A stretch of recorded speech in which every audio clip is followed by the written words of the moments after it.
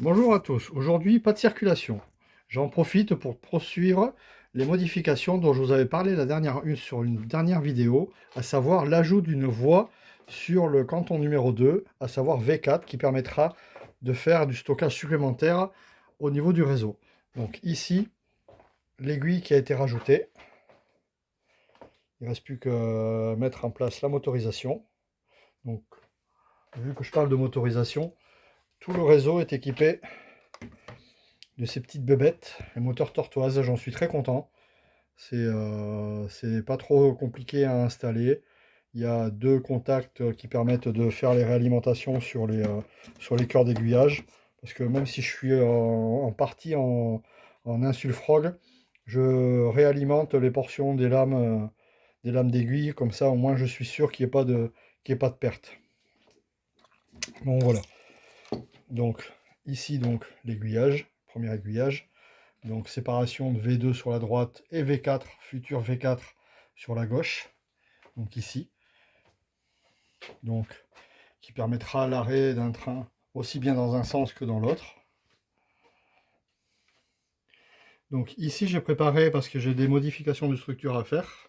Parce que initialement j'avais pas prévu de rajouter une voie, puisque le réseau, cette partie-là du réseau date quand même d'il y a plus de 15 ans. Donc il y a 15 ans, l'idée elle n'était pas là. Et donc j'ai préféré choisir l'option de faire un rajout par-dessus.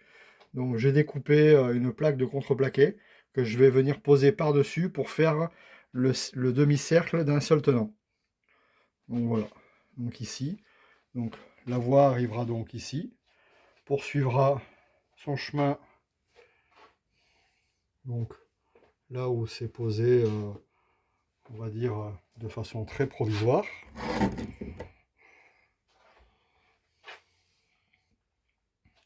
Donc elle se terminera ici par un aiguillage. Elle reprendra cette partie qui est déjà faite. Donc, et afin de pouvoir récupérer V2, donc passera par ici. La voie qui est commune pour le dépôt, avec l'aiguillage dépôt qui est ici, qui laisse le dépôt sur la gauche. Et là, la petite portion de voie de V2, que j'ai appelée V2 bis, qui est reliée grâce à cette aiguille sur V2, et donc le train pourra reprendre son chemin à partir d'ici. Voilà. Voilà, la portion de demi-cercle est posée. Donc ici. Alors par contre, voilà, j'ai une surépaisseur d'à peu près 1 cm. J'ai essayé de raboter un maximum les extrémités pour faire amorcer une légère pente. Alors j'ai choisi cette option parce que, comme vous pouvez le voir, il y a beaucoup de monde en dessous. Je ne pouvais pas tout déplacer, ça aurait fait énormément de travail de reprendre tout ça. Et puis cette portion, la particularité qu'elle aura, c'est qu'elle sera démontable, elle sera indépendante du reste. C'est pour ça que j'ai choisi cette option-là. Vous voyez, ici, il faut même que je reprenne la structure des deux modules pour pouvoir faire l'angle, parce que j'ai dû enlever deux morceaux de lambris pour pouvoir passer le morceau. Donc voilà.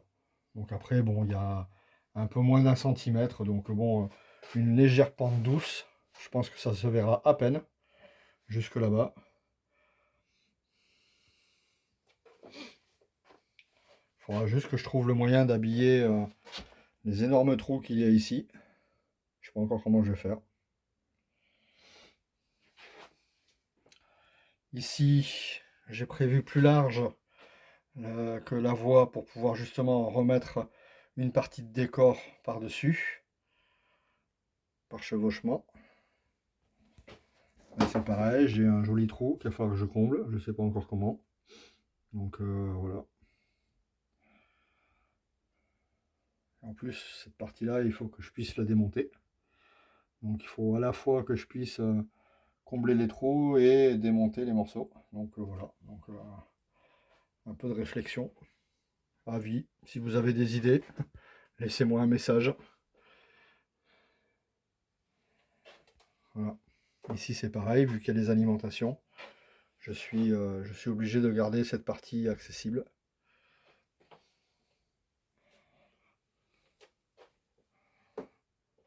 Donc voilà. Voilà, c'est tout pour aujourd'hui. À très bientôt. Au revoir.